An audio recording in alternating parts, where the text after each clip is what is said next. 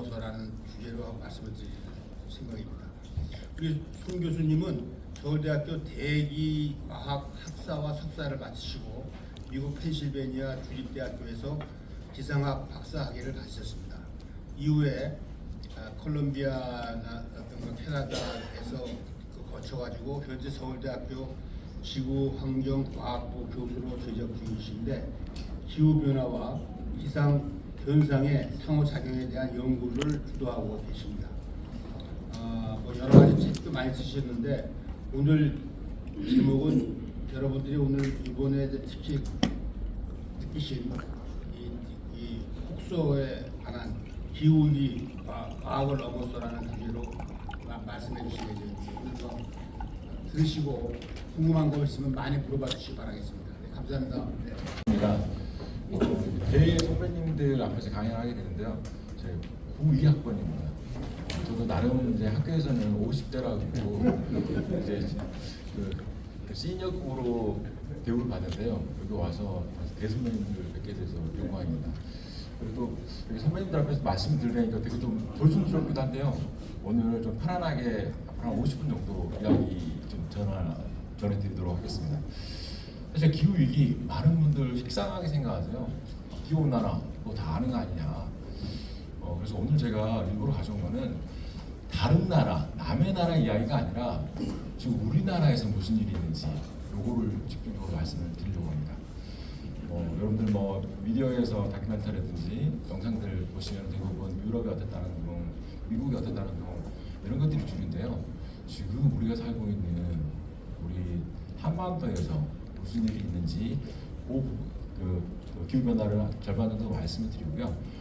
이것들을 막을 수 있는 방법이 무엇인지 간략하게 말씀을 드리고 그리고 기업에서 이런 것들을 대응을 위해서 어떤 작업들을 하고 있는지 흔히 우리 ESG라고 부르는 이런 활동들 좀 말씀을 드리려고 합니다.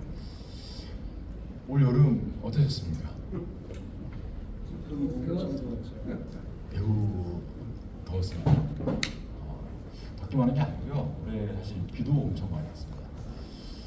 지금 제가 아주 빠르게 슬라이드 몇 장 보여드릴 텐데요. 이거는 7월하고 8월 사이에 우리나라 기상청에서 관측한 강수량입니다. 자세히 보실 필요는 없으시고요. 비가 뭐 여름철이니까 장마철이니까 비가 왔다 이해하시면 되는데 7월 7일이나 8일, 9일, 10일 중부지방에 이렇게 핑크색으로 보이셨습니까? 핑크색으로 보이는 데는 집중호우가 발생한 지역입니다. 집중호우 꽤 있었고요. 7월 후반에도 집중호우 꽤 있었습니다. 요 집중호우들 잘 기억 못 하실 거예요. 서울에 계신 분들은 다른 지방에서 무슨 일이 있었는지 잘 모르시더라고요. 이때만 있었느냐? 보면 이제 뭐 8월에도 좀 비가 좀 많이 왔었고요. 그리고 최근 여기 이제 태풍 봉다리가 오면서 비가 내렸던 경우입니다. 이렇게만 보시면 전반적으로 비가 온 날도 있었지만 안 온 날도 많았다. 그래서 덥다고 느끼실 수 있습니다. 제가 굳이 이렇게 복잡한 걸 가져온 거는 비가 한 번 올 때 엄청 많이 왔습니다. 올해 시간당 100mm, 1시간 동안 100mm의 비가 내리는 극단적인 집중호우인데요. 이게 10번 기록이 됐습니다. 시간당 100mm니까 감이 안 오실 겁니다. 우리 그 2022년에 강남 홍수 혹시 기억하십니까? 그때 서초구랑 강남구에 시간당 강수량이 110mm가 안 됐었습니다. 물론 이제 언론에는 시간당 140mm 사이 비가 내렸다라고 보도가 됐는데 그거는 동작구에 있었던 일이었고요. 당연히 뭐 동작구, 관악구 다 침수됐었고요. 강남, 서초 다 침수됐습니다. 이게 극단적인 저희가 몸으로 느꼈던 집중호우거든요. 이게 올해 10번 있었습니다. 서울에서 발생한 안에서 비가 많이 왔다고 못 느끼실 분이시 이런 비가 왜 이렇게 무섭냐? 시간당 100mm 강수에 대비되어 있는 도시는 우리나라에 없습니다. 자, 서울에서 가장 그런 치수 대책이 잘 만들어진 지역이 강남 지역입니다. 강북 지역이 오래된 지역이기 때문에 우수관이라든지 하수관을 확장하기가 어려웠었고요. 강남은 사실 계획도시였거든요. 그래서 아주 큰 하수 시설을 계획적으로 만들었는데 안타깝게도 서울, 강남, 서초 일대에 이 하수 시설은 시간당 90mm 이상의 비를 감당하지 못합니다. 그것도 아주 이상적인 값이고요.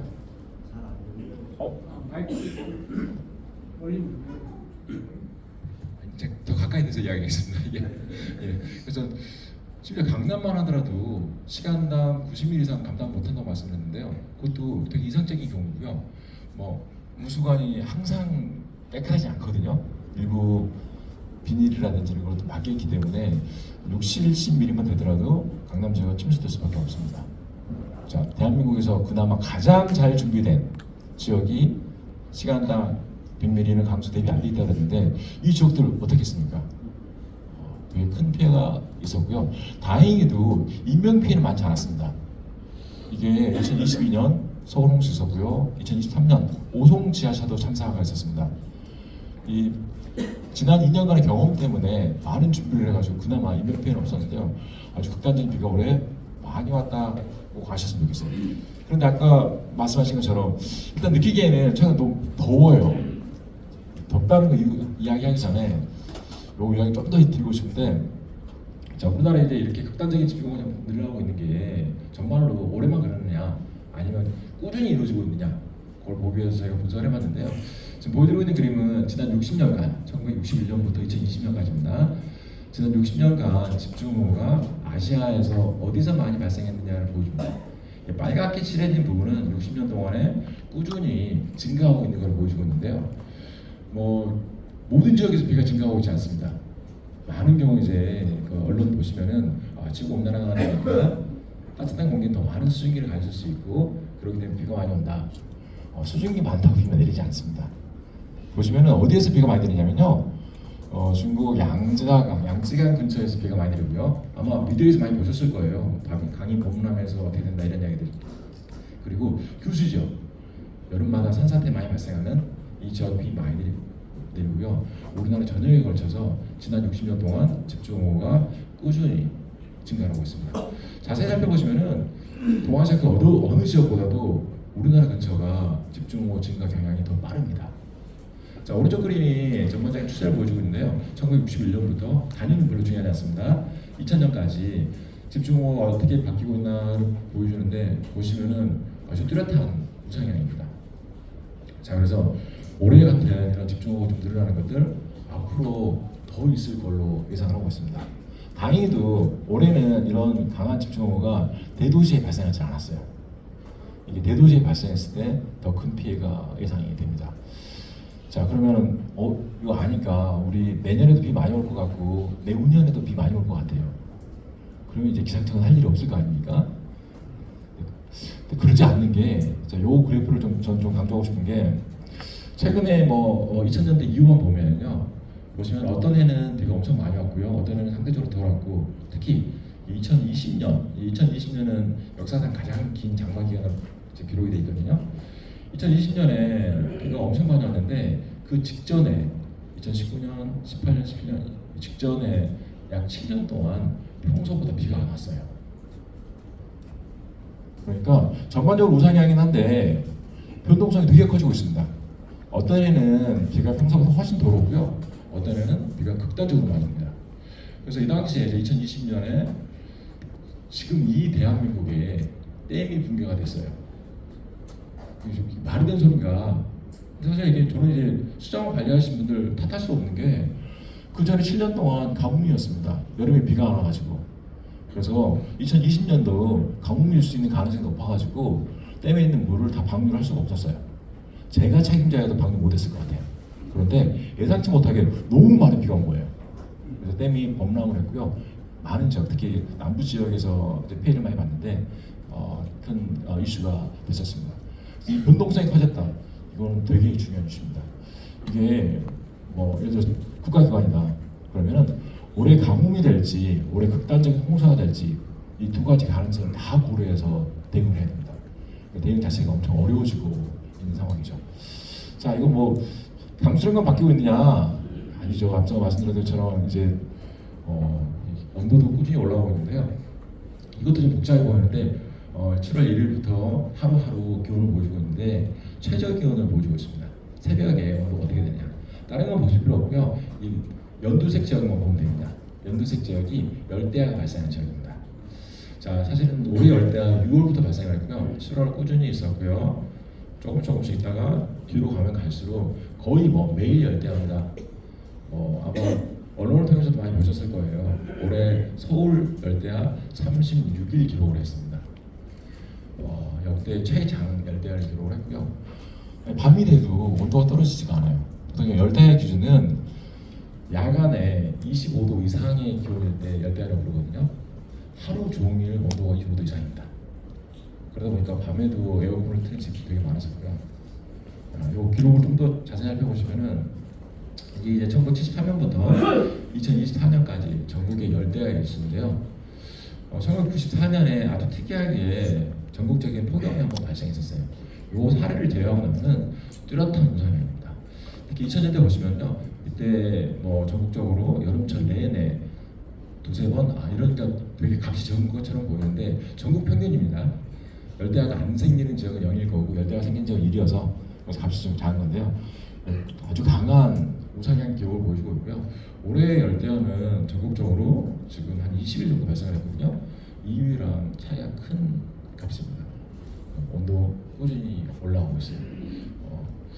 자, 좀 전에 제가 올해 무슨 일이 있었는지만 말씀드렸는데 먼 과거도 아니고요. 제가 최근 한 6년만까지만 기록을 가져왔는데 2018년에 역사상 가장 강한 폭염이 있었습니다. 그래서 아주 장기간 폭염이 있었고, 이 폭염은 낮 시간에 온도가 높은 겁니다. 열대야는 밤에 온도가 높은 거고요. 장기간의 폭염이 있었고요. 2019년에는 흥미롭게도 태풍이 제일 많았습니다. 그냥 태풍이 많은 게 아니라 한반도로 우리나라로 접근하는 태풍이 제일 많았었어요. 그리고 2020년은 가장 장기간의 장마가 발생했는데요. 무려 54일 동안 54일 내내 비가 왔습니다. 우리나라 그 어느 지역에서는 54일 동안 비가 계속 왔었어요. 자, 그리고 2022년에는 서울 홍수가 왔었는데요. 사실은 많은 분들이 좀 충격에 빠지셨는데 저희들은 좀 예상하고 있었어요. 서울 지역에 시간당 100mm 이상의 비가 내린 게 두 번 있었습니다. 이 서울 홍수 이전에 한 번 더 있었어요. 혹시 언제인지 기억하세요? 혹시 우면산 산사태 혹시 아시죠? 2011년에 있었습니다. 그때 시간당 100mm 이상의 비가 서울에 처음 기록이 됐어요. 그런데 2020년에는 그 기록을 훨씬 뛰어넘어서 시간당 140mm 이상의 비가 내렸어요. 이게 왜 중요하냐? 사실은 사람이 아무도 안 사는데 비가 내리는 거 걱정할 필요가 없습니다. 제가 심지어 작년 같은 경우도 오송 참사가 발생했는데 이 오송 참사와 동시에 경북 예천 지역에 대규모 산사태가 발생했거든요. 비가 많이 와가지고. 그런 논의가 있었어요. 이 산사태를 막기 위한 조치가 필요한가? 예천군 인구가 별로 안 되거든요. 여기에 수십조 돈을 투자하는 게 맞느냐? 논의가 있었어요.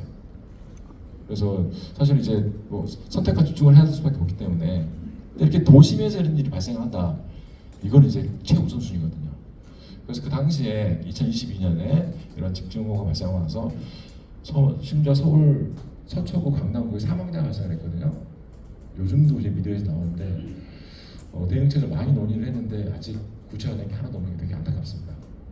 자, 그리고 2023년 말씀드렸고요.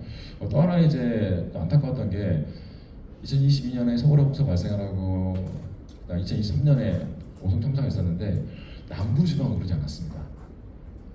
부울경을 중심으로 2021년부터 2023년까지 최장기간 가뭄이 발생했어요. 놀라운 일이었는데요. 보통 우리가 여름철 장마 그러면 전국적으로 비가 옵니다. 최근에 그러지 않아요.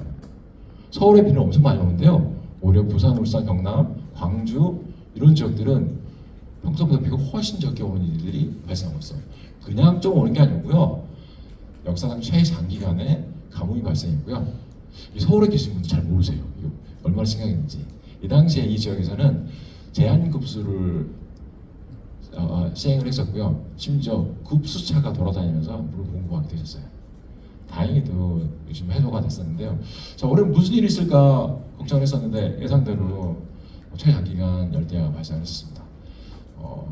되게 좀 안타까운 게 폭염보다도 열대야가 좀 더 두려워요. 폭염은 낮 시간에 발생하기 때문에 공공기관에 가서 피한다든지 사실 요즘 이제 폭염 쉘터들이 꽤 많습니다. 근데 밤에 더운데 심지어요 강릉이라든지 이쪽 영동 지방은 올해 밤 최저 기온이 30도가 넘었습니다. 30도가 넘어요. 하루가 아니고요 며칠 동안. 어떻게 할까요? 물론 여러분들은 걱정 없으실 거예요. 집에 에어컨 있으시니까. 근데 대한민국에 에어컨이 없는 분들이 되게 많습니다. 그래서 사실 그런 측면에서 이제 기후 위기를 기후 복지 측면에서 보는 시각도 많거든요. 이런 거 어떻게 해결해야 되냐? 낮 시간에 어디 대피라도 하지. 밤에는 대피할 데가 없거든요. 모든 관공서도 문 닫고요. 은행도 문 닫을 거고요. 그래서 이런 열대야가 지속되는 거 심각하게 좀 보고 있습니다. 자, 세계적인 것들도 한 장은 있어야 될 것 같아서 이 그림 가져왔는데요. 자, 이 그림은 최근에 발표된 그림입니다. 뭘 보여주냐면요. 각 해에 가장 더운 날의 기온을 보여줍니다. 자, 첫 번째 값은 1975년에 가장 더웠던 날. 예, 특정 지역은 아니고 전구입니다. 북극과 남극까지 포함해서 전구 평균 기온을 찍어봤더니 그때는 한 15.7도 정도 됐었어요. 그리고 나서 76년은 어떻고 보시면은 전반적으로 쭉 우상향하고 있습니다. 보시면 이제 최근에는 심지어 가장 더운 날이 17도를 넘어가기 시작했습니다. 1975년이랑 비교를 해보면요, 지금 온도가 얼마나 올랐냐면요, 1.5도 정도, 1.4도, 5도 정도 기온이 올랐습니다. 최근 가장 더웠던 10년을 꼽아라 그러면 2010년대 이때가 가장 더웠습니다. 그래서 가끔 이제 언론에서 그런 이야기 하세요. 올해 더웠는데 사실은 올해가 앞으로 겪을 그 어떤 여름보다도 시원한 여름으로 기록이 될 것이다. 그럴 가능성이 되게 높습니다. 보시면 꾸준히 우상향을 하고 있어가지고요. 저희 이제 과학자들은 이런 우상향보다도 아까 변동성 되게 중요하다고 이야기했는데 갑자기 빅점프란 이거를 더 심각하게 보고 있습니다. 이게 지구온난화 점진적으로 발생하면은 어느 정도 대응을 할 수 있어요. 근데 이렇게 보시면요, 온난화가 좀 정체돼 있는 듯 하다가 갑자기 작년에 온도가 쑥 올랐거든요. 올해는 온도가 더 올랐습니다. 그래서 과거랑 심지어 아주 먼 과거도 아닙니다. 최근 이때나 올해 그 다음에 작년 2년은 차이가 좀 많은 걸로 보고 있습니다. 우리나라도 비슷한 패턴을 보고 있어요. 미래기후 가기 전에 자, 요거 이야기하면서 제가 이제 안 그래도 어제 이제 머니투데이를 1시간 동안 인터뷰를 했었는데 물어보시더라고요. 올 여름 기상학자들은 어떻게 보고 있냐. 저 뭐라고 대답했냐면요, 드디어 우리나라에서도 복합재해가 만들어지기 시작했다. 자, 7월달 이제 집중호우 되게 많이 왔다고 말씀드렸습니다. 아마 공식 기록은 아닌데 아마도 시간당 100mm가 가장 많이 왔던 해로 기록될 가능성이 높습니다. 7월에 비 엄청 많이 왔는데요, 또 열대야도 많았습니다. 자, 폭염은 말씀 안 드렸는데요, 폭염은 역대 3위가 됐습니다. 이게 왜 신기한 일이냐, 보통 비가 오면은요 기온이 선선해집니다. 느끼시지 않습니까? 소나기 내리고 나서 온도가 좀 낮아지는. 근데 올해 비도 많이 왔는데 온도가 안 떨어졌어요. 특히 야간 시간에, 아까 열대가 많다고 그랬는데, 자, 집중호우 내리는 시간 혹시 보실 수 있을까요? 군산에서 가장 많이 비가 왔는데 새벽 1시에 내렸고요. 새벽 2시, 3시, 새벽 2시, 요 사례는 아침이긴 하지만 새벽 2시 집중호우 밤에 오는 경향이 있거든요. 밤에 집중호우가 왔음에도 불구하고 열대야가 엄청 많이 생겼어요. 그래서 비가 내리는 것만으로 온도를 낮추지 못한 거죠. 과거에 없었던 현상입니다.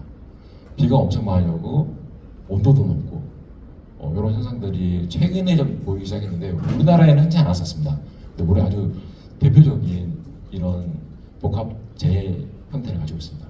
그래서 호우주의보랑 폭염주의보, 열대야 이런 경보들이 동시에 발효되는 그런 해였습니다. 그래서 한 가지 재해에 대해서 대비하는 게 아니라 복합적인 재해에 대해서 대비해야 되는 그런 한 해가 아니었나라고 평가를 하고 있고요. 자, 그럼 미래는 어떻게 될 것이냐? 이것도 좀 식상하게 좀 보일 수도 있습니다. 어디선가 한번 보셨을 거예요. 하지만 이 그림은 못 보셨을 겁니다. 이 그림은 대통령한테 보고되는 공식 자료입니다. 기상청에서 공식으로 만든 자료고요. 자, 대한민국 정부는 금세기 말 어떻게 될 것이냐, 어떻게 예상하고 있냐면요. 자, 현재 대비 2020년 기준입니다. 21세기 후반에는 기온이 최소 2도 이상 더 상승할 것으로 예상하고 있습니다. 지금보다도 2도 이상 상승할 걸로 예상하고 있어요. 만약에 많은 아젠다들 있지 않습니까? 탄소 중립부터 해서 이런 전 세계적인 노력이 완전히 실패를 했다. 그러면 저는 최대 6도 정도 기온이 상승할 걸로 보고 있습니다. 다른 나라 온도 아니고요. 우리나라입니다. 우리나라는 전 세계 평균보다도 온난화가 훨씬 빠릅니다. 도시화 영향이 제일 크고요. 또 삼면이 바다로 덮여 있어요. 바다가 요즘 매우 따뜻하거든요. 앞서 제가 아침 먹으면서 양식장 오래 힘들었다 이야기하는데 양식장 계속 힘들어질 겁니다. 자, 그래서 전 세계 평균보다 빠른데 아주 강한 온난화를 예상하고 있고요. 그러다 보니까 폭염은 지금보다도 사실 제 손녀들은 느낄 것 같은데 최대 9배 증가할 걸로 보고 있고요. 더 두려운 게 이겁니다. 열대야는 20배 이상 증가할 걸로 보고 있습니다. 대응이 좀 필요한 상황이고요. 강수량은 생각보다 많이 증가하지 않습니다. 4%에서 한 16% 정도 증가할 것이다라고 이야기를 했는데 이 강수량은 총량이 별로 중요하지 않습니다. 강하게 비가 내리는 집중호우가 얼마나 증가하느냐 이게 훨씬 중요하거든요. 비가 부슬부슬 내리는 거 사실 별로 걱정 안 하지 않습니까? 강하게 내리는 게 중요한데 집중호우는 이거보다 훨씬 많이 증가할 걸로 보고 있습니다. 자, 이거 내륙만 이런 일이 있느냐? 그러지 않고요. 바다도 수온이 매우 크게 상승할 걸로 보이고 있고, 그리고 또 이제 가끔 이제 100년 후에 지구 멸망한다 이런 이제 약간 좀 과장된 사용되는 자료인데요. 바닷물의 높이가 최대 60cm 이상 올라갈 걸로 보입니다. 60cm 이상 별로 느낌이 없으실 거예요. 60cm 이상, 60cm 뭐 얼마 하나 사실 조금 좀 상승하는 건데라고 보실 수 있는데, 제가 요거는 이제 유일하게 외국의 예를 좀 드리고 싶은 게 있는데, 혹시 10여 년 전에 뉴올리언즈 시가 태풍에 의해서 침수된 그런 거 아실 겁니다. 그때 허리케인 카트리나는 강한 태풍이 아니었습니다. 요즘 이야기하는 슈퍼 태풍 이런 게 아니었어요. 그냥 평범한 태풍이었어요. 그런데 언제 이 태풍이 상륙했냐면요. 뉴올리언즈 바닷가에 있는 도시지 않습니까? 만조 때 상륙을 했어요. 하필. 평소보다도 바닷물의 높이가 높은데 태풍이 오면 바람이 세거든요. 바람이 세면 파도가 생깁니다. 그래서 만조 때 파도가 이 방조제를 넘어가기 시작한 거예요. 그러면서 이게 뚝이 무너지고 도시 전체가 침수됐거든요. 자, 이게 얼마나 큰 의미가 있느냐? 만약에 이만큼 올라갔는데 만조에 태풍 같은 큰 재해가 생기잖아요. 해운대를 비롯한 일부 해안 지역은 전면이 침수될 수 있습니다. 제가 겁을 주려고 그러는 건 아니고요. 근데 이게 좀 과장되면은 인류가 멸망할 것이다 이런 얘기 하는 건데 그 정도까지는 아니지만 큰 피해가 있을 걸로 봅니다. 자, 밑에는 이제 공간 분포를 보여주는데 2040년까지 아열대 같은 높은 기온이 있는 지역, 해안 지역을 중심으로 발생하는데 보시면 시간이 가면 갈수록 한반도 전역이 아열대화가 될 것으로 추정을 하고 있습니다. 그래서 미디어에서 점점 기후가 아열대화 되고 있다라고 이야기하는 것들이 결코 과장은 아니고요. 사실 이런 정보에 기반해서 국가 계획들이 지금 수립이 되고 있습니다. 되게 안타까운 거 뭐냐면 너무 느려요. 더뎌요. 이게 올해같이 이렇게 큰 그런 이상 기후들을 경험하고 있음에도 불구하고 이제 기후가 정말 변화하고 있구나, 공감대는 좀 만들어지고 있는데요. 이것들이 실제 액션으로 하는데, 앞서 제가 2022년에 서울 홍수 때 대대적인 논의가 있다고 말씀드렸거든요. 아무런 조치가 없습니다. 10년 이내에 또 한 번 발생한다면 또 강남 서초는 서울에서 가장 저지됩니다. 또 침수가 발생할 거예요. 조금 빠른 좀 대응이 좀 필요하지 않나라고 보고 있습니다. 자, 그러고 나서 우울한 얘기는 이제 그만하고요. 해결책에 대해서 이야기해야 되는데, 사실 이 사진 어디서 찍은 건지 혹시 아실까요? 학교 정문 옆에서 찍은 사진입니다. 정문 옆에 이제 벚꽃인데요. 제가 찍은 사진은 아니고요. 온라인에서 가져왔는데 오늘 보면 무슨 이슈가 있었냐면 벚꽃 축제 다 망했다. 자, 서울도 이제 석천호수랑 여의도에 벚꽃 축제가 있거든요. 그래서 벚꽃이 언제쯤 피겠다라고 벌써 한 2달 전쯤에 예보를 하고 선전을 합니다. 그런데 올해 벚꽃이 너무 일찍 피었어요. 그래서 벚꽃 축제 때 벚꽃이 없었습니다. 그래서 그게 큰 이슈가 된 적이 있었는데 기온이 바뀌다 보니까 당연히 개화 시기도 바뀌고요. 여름 훨씬 일찍 시작합니다. 1900년대 초반보다도 거의 10여일 이상 일찍 여름이 시작하거든요.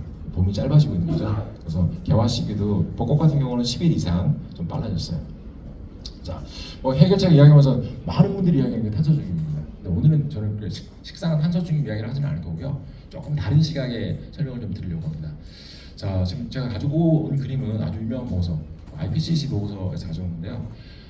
사실 이제 많은 분들이 가장 과학적인 기후 변화, 기후 위기 증가라고 보는 그 보고서입니다. 자, 이 보고서에서는 뭘 이야기하고 있냐면요. 2010년대 기온은 산업혁명기 대비 한 1.09도 정도 올랐다라고 보고를 하고 있습니다. 자, 이제 기후 변화를 줄이기 위한 파리협정의 1차적인 목표가 1.5도입니다. 이 보고서 나와서 다들 많이 올랐네. 물론 또 반대로 아니 100년 동안 1도 올랐는데 무슨 호들갑이야 라고 이야기하시는 분도 계실 겁니다. 이게 상대적인 값인데요. 체온이 1도 오르면 어떨까요? 별로 걱정을 안 하시네요. 체온이 2도 오르면 어떨까요? 무조건 응급실에 가셔야 됩니다. 만약 체온이 3도가 오르면요, 이거는 이미 손 쓸 수가 없을 수도 있습니다. 되게 상대적인 값이거든요. 어떤 시스템에는 0.1도가 치명적일 수가 있고요. 어떤 시스템은 100도가 올라도 아무런 영향을 안 받을 수 있습니다. 안타깝게도 우리가 살고 있는 지구는 이 온도 변화에 매우 민감합니다. 1도 올라가지고 지금 많은 일들이 벌어지고 있다. 오래전 느끼고 있지 않습니까? 최장기간 열대야. 심각한 이슈는 전 개인적으로 봤을 때. 그래서 요거를 좀 줄이기 위해서 목표를 1.5도까지 어떻게든 우리가 방어를 해보자. 파리 협정인데요. 이거 발표되고 나서 좀 올해 지금 2024년이지 않습니까? 작년에 이게 벌써 1.15도가 됐어요. 우리나라가 되게 가파르게 진행되고 있거든요. 그래서 탄소 중립 이야기하다가 1.5도에 도달할 가능성이 매우 높습니다. 실제적인 액션이 취해지기 전에. 자, 근데 왜 이렇게 온도가 올랐느냐? 많은 분들이 이해하시다시피 온실기체 때문이다. 그 다음에 미세먼지 때문이다. 이런 이야기도 있습니다. 그래서 인위적인 이런 온실기체랑 미세먼지 이것에 의해서 기후 변화가 된다. 보시면 이 인위적인 기후 변화가 거의 대부분의 최근 온난화를 설명하고 있는데요. 그래서 이제 요거를 줄여야겠다. 이걸 줄이면 이제 원상 복귀할 수 있지 않느냐. 그게 이제 탄소 중립의 시작입니다. 자, 그러면 요런 인위적인 기체들이 뭐가 있느냐? 많은 분들이 이산화탄소를 생각하실 텐데요. 사실 이산화탄소를 조절하는 건 생각보다 쉽지가 않습니다. 이거는 이제 지금 미국 대선에서 논의되고 있는 이슈인데요. 미국에 있는 공장 다 문 닫을 것이냐, 이산화탄소 배출 줄이기 위해서. 여러분이 대통령이라면 어떻게 하시겠습니까? 발전소, 공장 다 닫아야지 이산화탄소 배출을 줄일 텐데요. 거의 불가능하죠. 자, 점진적으로 줄일 겁니다. 그럼 온실기체 이것만 있느냐? 아닙니다. 또 있습니다. 보시면은 이산화탄소만큼 이것보다는 좀 작긴 한데 큰 기여를 하고 있는 게 있어요. 메테인입니다. 메테인. 저희 선배님들 아마 메탄이라고 들으셨을 겁니다. 요즘 교과서에는 메테인이라고 영어 발음으로 표기가 됩니다. 메탄은 줄이기가 생각보다 쉽습니다. 이산화탄소는요, 10% 이상의 이산화탄소는 1000년 이상 대기 중에 있습니다. 제거하기 되게 어렵습니다. 근데 메테인은요, 보통 수명이 10년 정도밖에 되지 않습니다. 그래서 지금 대응하면은 10년 후에 효과를 볼 수가 있어요. 게다가 컨트롤하기도 쉽습니다.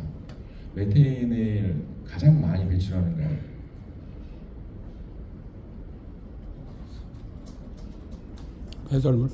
배설물이죠, 그렇죠? 예. 그래서 쓰레기 매립장이라든지 축사 이런 데서 많이 나오고요. 또 다양한 데서 많이 나옵니다. 특히 이제 발전소에서도 많이 나옵니다. 제가 한 7, 8년 전인가 어디 가서 강의를 하는데 LNG를 친환경 에너지라고 이야기를 하더라고요. LNG가 친환경 에너지래요. 물론 미세먼지 측면에서 친환경이라고 이야기할 수 있습니다. 그런데요, 친환경 화석 에너지는 없습니다. 자, LNG 문제는 뭐냐면 LNG가 연소하면서 메테인을 부산물로 배출을 해요. 이 메테인은 이산화탄소보다 좀 덜하긴 하지만 아주 강력한 온실기체입니다. 놀랍게도 서울시내 한복판에 LNG 발전소가 있어요. 구글을 해보시면 합니다. 아마 그 당시에는 발전소 만들 때 그런 인식을 잘 못했던 것 같아요. 자, 발전소 이슈들이 있고요. 아까 그 축사 이런 것들 있고요. 그래서 LNG 발전소는 없애면 되는 거고요. 혹은 전환하면 됩니다. 다른 형태 발전소로. 그리고 쓰레기 매립장, 다행히도 난지도 매립장에 있는 관리를 되게 잘하고 있습니다. 우리나라는 되게 잘하는 편이긴 한데 전 세계적으로 이렇게 잘하는 나라가 별로 없습니다. 끊임없이 이제 메테인이 방출될 수밖에 없는데요. 이런 것들만 줄이더라도 생각보다 어렵지 않게 줄 수가 있거든요. 온난화를 좀 줄일 수 있다고 보기 때문에 요즘에는 메테인에 관심이 많습니다. 대한민국 정부도 메테인을 일정 정도 2030년까지 줄이겠다고 국제협정에 서명을 했습니다. 자, 그 이외에도 엄청나게 많은, 다 아실 필요는 없고요. 다양한 이제 미세먼지 혹은 에어로졸이라고 부르는 것들이 있는데, 자, 이런 것들을 싹 줄이면은, 이런 것들 다 줄이면은 우리 기후가 어떻게 될까? 정말 좋아질까? 되게 중요한 주시거든요. 자, 인류가 이만큼의 기후 변화를 만들어야 되는데 이거 다 줄이면은 기후는 원상 회복될 것인가?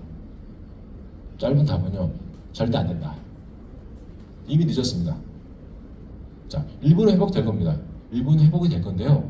그럼에도 불구하고 이 각각의 효과들이 서로 상충을 해가지고 그다지 드라마틱한 변화는 없을 걸로 보고 있습니다. 자, 그게 여기서 볼 수 있는 부분인데요. 저희 미세먼지 다 나쁜 걸로 생각하세요. 그렇죠? 미세먼지 좋아하시는 분 계세요? 그런데 지구 기후 측면에서 미세먼지는 좋은 긍정적인 영향을 끼치고 있습니다. 미세먼지가 공중에 떠 있으면서 햇볕을 막아요. 반사시킵니다. 그래서 온난화를 줄이는 역할을 하고 있어요. 지금 미세먼지지만 우리 선배님 세대 때는 미세먼지가 아니라 황사가 있었는데 황사가 나쁜 건가? 사실은 황사가 없었으면은 우리나라 조선시대, 고려시대, 농경사회는 큰 문제가 있었을 겁니다. 황사를 통해 가지고 다량의 미네랄이 대륙에 있는 미네랄이 우리나라로 전달되어 왔었거든요. 그리고 황사가 오면서 서해에 일부 침착을 합니다. 이게 흙먼지니까 당연히 떨어지겠죠. 그게 서해에 플랑크톤을 키우는 역할을 했어요.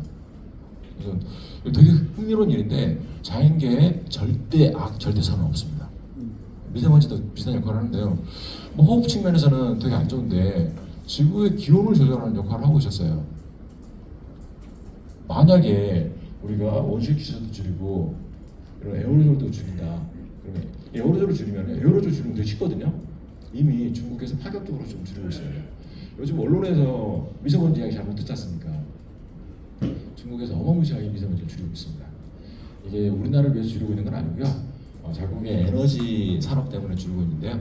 일단 최근에 북경이나 상하이 가보신 분들 느끼실 거예요.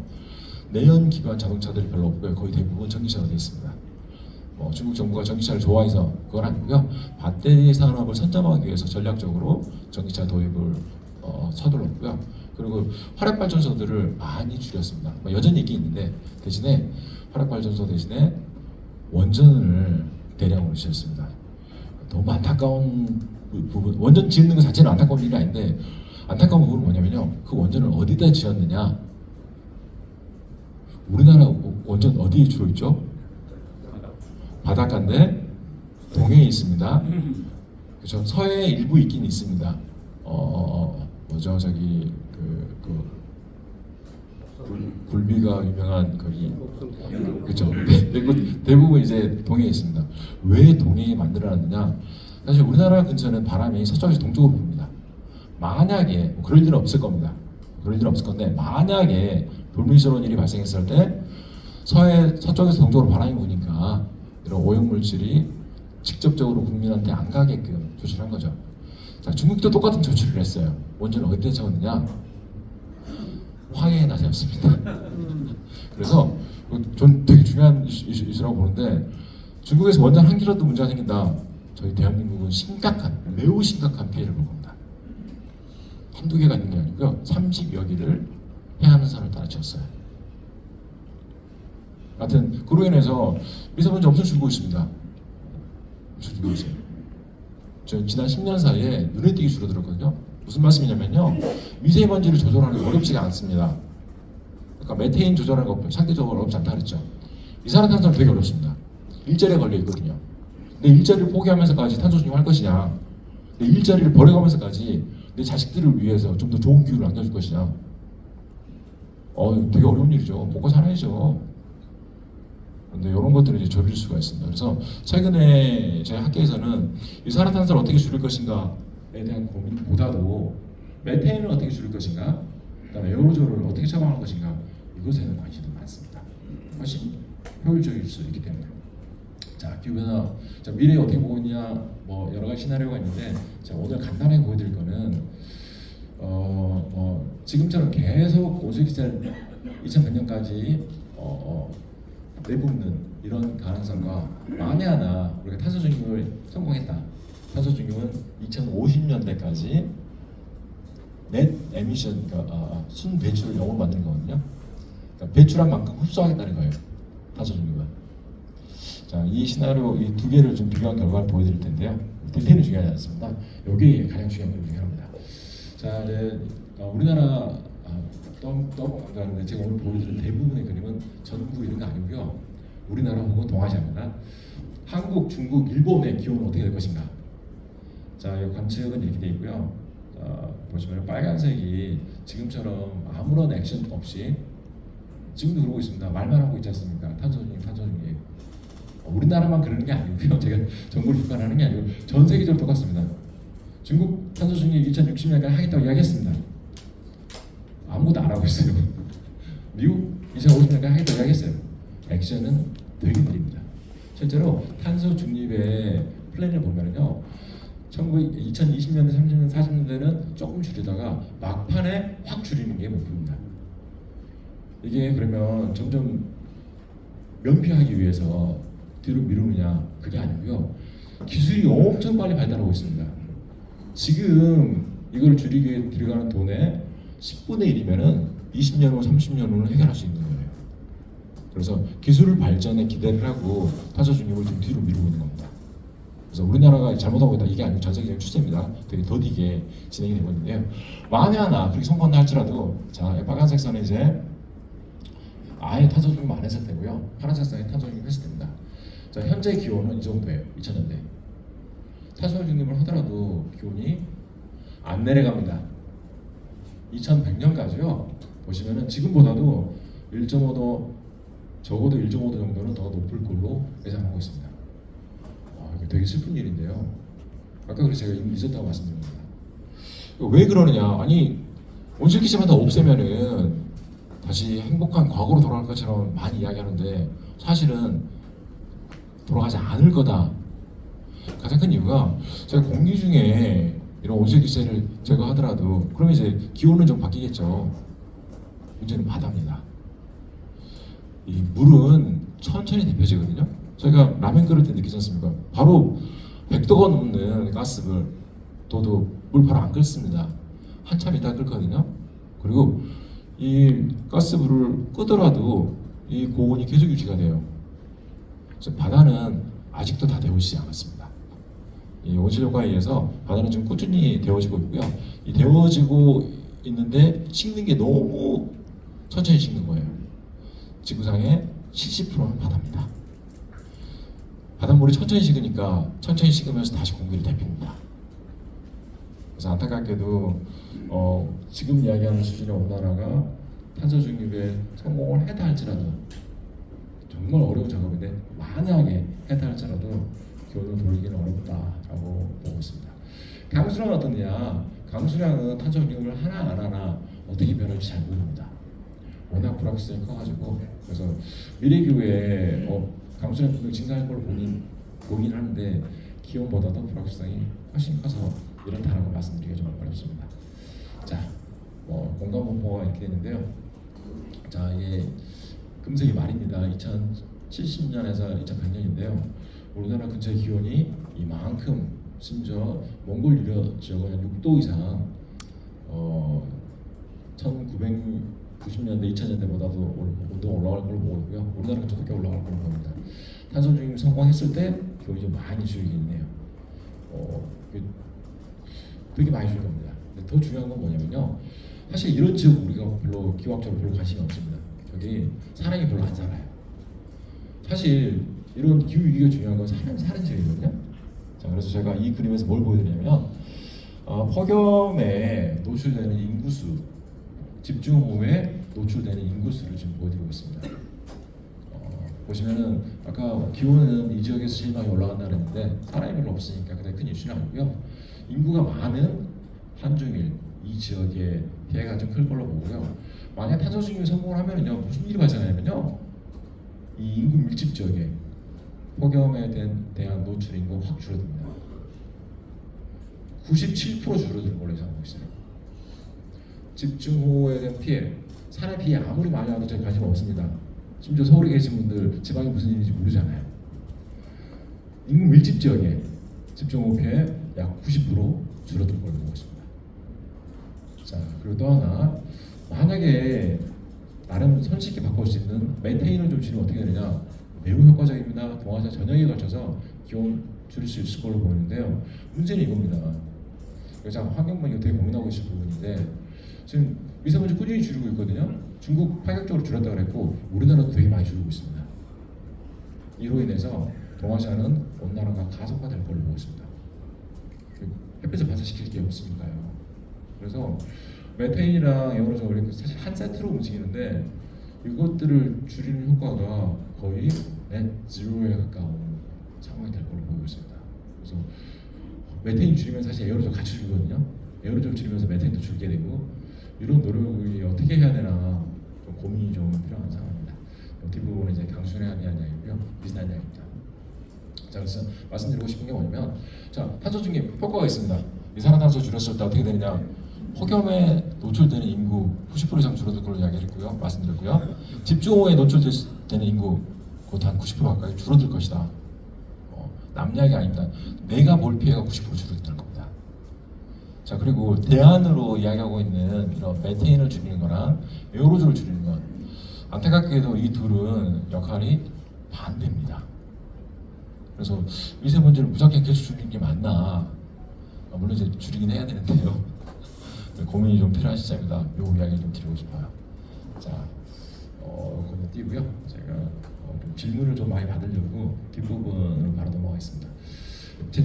그래서 이제 마지막 부분 요거 좀 넣었는데 제가 이거 처음 이제 초청을 받았을 때 고민을 했습니다. 이게 단순히 과학적인 것만 이야기한다 그러면 상당히 좀 식상하게 생각하실 수 있을 것 같고 좀 뭔가 실용적인 걸 좀 드리고 싶은데 처음에 고려했던 건 제가 기후복지 이야기를 좀 드리려고 했어요. 기후복지보다도 또 현업에서 또 오늘 아침에 회장님들 명함을 좀 받았는데 기업이 어떻게 해야 되는지 이것에 대한 이야기를 간단하게 좀 말씀드리는 게 좋을 것 같아가지고 ESG를 가져왔습니다. 기후복지가 중요하지 않다가 아니라요. 자, 앞서 제가 말씀드린 것처럼 2050년까지 탄소 중립을 하든 안 하든 지금 겪고 있는 기후 위기가 가속되는 거 막을 수 없다고 말씀드렸거든요. 뭐 변동성은 커질 겁니다. 하지만 꾸준히 우상향으로 2050년 되면은 지금보다도 온도 높을 거고요, 집중호우 더 많을 거고요, 폭염 많을 거고요, 열대가 더 많을 겁니다. 그러면 기업은 어떻게 해야 되나? 자, 기업 하시면 다 아실 겁니다. 이미 지속 가능 경영 보고서 이런 것들이 지금은 의무가 아닌데 사실상 의무화되고 있거든요. 상장사들은 이제 ESG 보고서, 지배구조 보고서가 이제 거버넌스 지혜에 관한 거고요. 지속 가능 보고서가 environment, 즉 환경 기후에 관한 내용들이 포함되거든요. 그래서 이 부분만 조금 설명을 드리겠습니다. 제가 그래서 자세히 설명드리는 것보다는 실제 예를 하나 가져오면 좋을 것 같아서 가져왔는데요. 작년에 LG그룹이 한국거래소에, 증권거래소에 제출한 ESG 보고서, 지속 경영 보고서입니다. 자, 그래서 LG그룹은 2050년까지 탄소 중립 달성하겠다 그래서 아리백을 달성하겠다라고 이야기를 하고 있고요. 저는 뭐 충분히 뭐 가능한 걸로 보고 있습니다. 특히 뭐 엔조그룹 같은 경우 이제 배터리 산업이 좀 포함되어 있어가지고요. 자, 근데 문제는 이 목표를 달성하는 데 있어서 비용을 책정을 해야 되거든요. 여기에 대응하는 그런 비용이 있어야 되는데, 앞서 말씀드린 것처럼 탄소 중립을 달성을 하더라도, 이게 달성되더라도 이런 극단적인 호우라든지 이런 것들 꾸준히 지속될 것이다. 이것들을 기업 입장에서는 비용 처리를 해야 됩니다. 2022년에 사례였는데요. 흰남노 기억하시죠? 이 흰남노가 포항 제철을 멈췄습니다. 이게 엄청난 사건이었거든요. 공장은 한번 멈추면은 다시 재가동하는데 천문학적인 비용이 듭니다. 그래서 이게 왜 침수가 됐느냐, 이것도 좀 이슈였는데, 포항 혹시 제철에 가보신 분들 아실 거예요. 이거 바닷가에 있거든요. 근데 바닷가 그냥 바닷가가 아니라요, 만에 있습니다. 만, 영일만에. 그래서 만은 이제 이렇게 온폭 페인 지역인데요. 태풍이 이쪽으로 지나갑니다. 그래서 이 만으로 물을 보냈어요, 다. 그래서 만이 넘친 겁니다. 만약에 포항제철에 영일만에 유치하지 않았다면 침수 안 됐을 거예요. 만이니까 항아리처럼 모여 있는 거거든요. 이쪽으로 이제 물이 계속 쌓이다 보니까 넘친 거예요. 예상하지 못했던 일이었고요. 그 당시에 봤더니 수백억 날렸다라고 돼 있는데, 손실액은 1조가 좀 넘었습니다. 최종적으로. 이거 어떻게 대응할 것이냐. 이런 것들을 이제 기업들이 이제 고민을 하고 있는데요. 그래서 놀랍게도 제가 뭐 자연과학대학에 기상학을 전공하고 있는데 대기업들에서 연락이 옵니다. 되게 관심이 많아졌어요. 자, 그래서 이제 기업들이 이런 기후 위기들이 심각해진다. 그것들 이제 비용 처리를 하기 위해서 리스크를 평가를 하는데요. 자, 탄소 중립으로 전환하는 데 필요한 비용을 계산합니다. 사실 대기업들은 아리백이 선택이 아니라 필수거든요. 이게 안 되면 수수료 보상이 돼 있어요. 지금 당장은 아닌데 가까운 미래입니다. 뭐 유럽만 하더라도 탄소 국경세가 이제 현실화 될 거고요. 그러다 보니까 점진적으로 에너지원을 재생에너지, 신재생에너지로 바꾸는데 비용이 들 거거든요. 이 전환을 하는데 필요한 비용들, 이게 단순히 기술적인 것만 포함되어 있는 게 아니고요. 법률적인 거, 뭐 그다음 마켓 바뀌는 거 되게 흥미로운 부분입니다. 시장 평가. 애플 다 친환경 그룹이라고 생각하시죠? 물론 여기 계신 분들 알 거예요. 그렇지 않다는 거. 근데 잘 모르세요. 젊은 친구들은 되게 친환경적인 이런 것도 다 비용을 처리를 하고요. 그다음에 기후 위기가 직접적으로 피해가 끼치는 여러 것들, 이제 만성적 물리 리스크가 있습니다. 뭐냐면요, 해수면 온도가 점진적으로, 지금 해수면 높이가 점진적으로 올라가고 있어요. 대부분의 공장들 바닷가에 있거든요. 포항제철만 있는 게 아닙니다. 제철 또 하나 큰 광양제철도 바닷가에 있고요. 또 현대 당진 제철소도 바닷가에 있습니다. 계속 올라가거든요. 그랬을 때 침수 리스크가 커질 수밖에 없습니다. 앞서 카트리나 말씀드렸잖아요. 만조 때 안 그래도 해수면 올라갔는데 만조에 올라갈 거고요. 태풍 불어요. 그러면 큰 피해가 있는 거죠. 근데 이런 것들은 점진적입니다. 뭐 바닷물의 높이가 갑자기 내년에 10cm 올라가고 갑자기 20cm 올라가고 그러지 않거든요. 그래서 이런 것들에 대비해서 어떻게 할 것이냐, 공장을 옮길 것인지 아니면 공장 주변에 침수 대비 장비를 설치할 것인지. 이게 되게 안타까웠던 게, 포항제철 같은 경우도 당연히 이제 침수가 되니까 정전을 대비를 했어요. 정전되면 이제 심각해지니까. 그런데 이 발전 설비가 있는 침수가 돼버린 겁니다. 대책이 없는 거죠. 비슷한 게 후쿠시마 원전 케이스였어요. 후쿠시마 원전도 발전 시설이 아주 멀리 떨어진 내륙에 있었으면은 지금 같은 사태가 없었을 수도 있어요. 대응을 할 수 있는 거죠. 그러니까 물론 당장 뭐 발전 설비를 옮길 수는 없을 수는 있지만 점진적으로 대비를 할 수 있고요. 이런 것들을 적극적으로 대기업들 고려하고 있고요. 급성된 것들, 급성된 거는 집중호우가 갑자기 내렸을 때 어떻게 할 것인지, 이런 것들에 대한 대응입니다. 태풍이 올해 좀 태풍이 별로 안 오고 있어요. 그렇죠?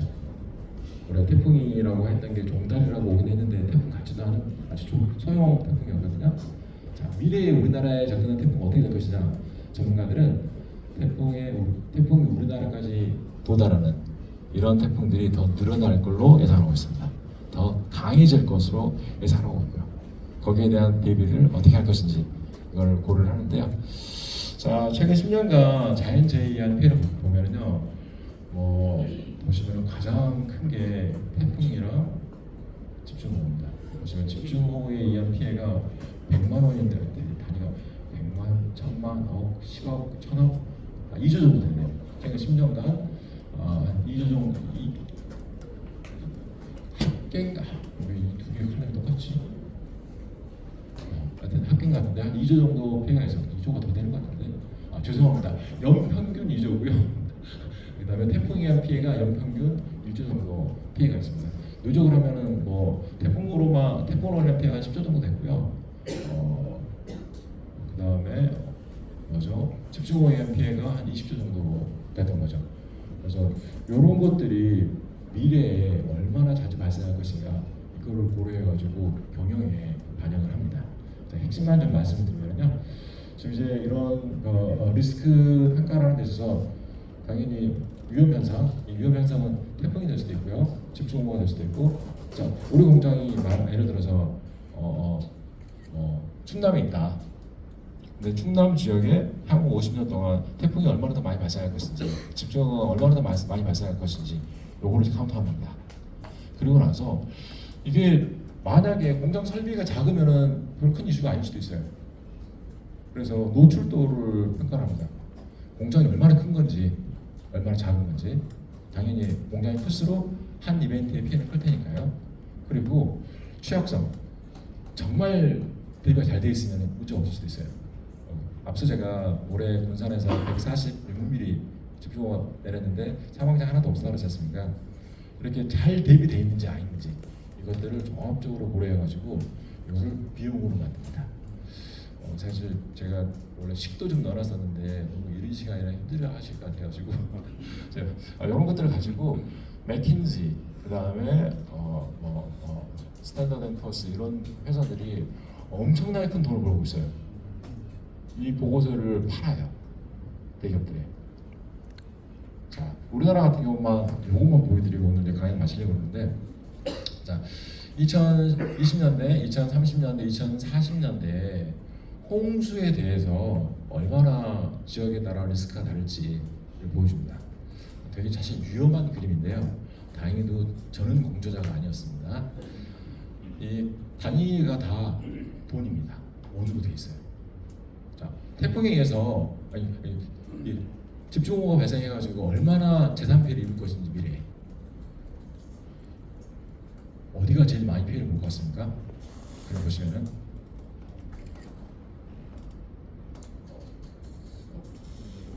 서울은 별로 피해를 안 봐요, 그렇죠? 제일 많이 피해를 보는 지역이 중부 내륙, 강원도 지역입니다. 사실 이게 제가 이제 기후 위기 이야기하면서 불평등 많이 이야기를 하거든요. 많이 익숙하실 겁니다. 태평양 섬나라 이산화탄소 배출도 거의 안 하는데 나라를 잃게 된 이런 상황이거든요. 강원도에 생산시설이 생태적으로 적거든요, 우리나라에. 그래서 사실은 우리나라 기후 위기 측면에서 강원도는 그렇게 큰 기여를 안 하는데 피해는 제일 많이 보는 곳으로 예상하고 있습니다. 이런 지도들이 왜 중요하냐? 만약에 여러분 지인의 공장이 이 지역에 있다, 대비가 필요하다라는 정보를 제공하는 거죠. 자, 밑에는 이제 태풍에 대한 리스크입니다. 태풍 리스크 어디가 제일 많을 것 같냐 보시면요, 얘보다도 얘가 똑같은 단위인데 값이 훨씬 큽니다. 한 100배 정도 좀 크게 돼 있는데, 태풍 리스크 어디가 제일 클 것으로 나오나요? 되게 슬픈 일인데 이 지역입니다. 이 지역에 뭐가 있죠? 포항제철이 있습니다. 그래서 이 결과를 보고 포항제철은 아주 심각한 고민에 빠졌을 거예요. 이거 어떻게 대비해야 되는지. 이건 사실 저희 제3자들이 평가를 한 거거든요. 그래서 이런 정보를 가지고 실제로 기업들이 대응을 하기 시작했다라는 말씀을 드리고 싶어요. 자, 요약해서 말씀드리면은 오늘 제가 올여름 되게 특이했다. 7월에 시간당 100mm가 넘는 집중호우 10차례나 발생했고요. 제가 귀국한 지 13년 됐는데 한 번도 경험하지 못했던 계셨어요. 그리고 나서 열대어는 또 최장이었어요.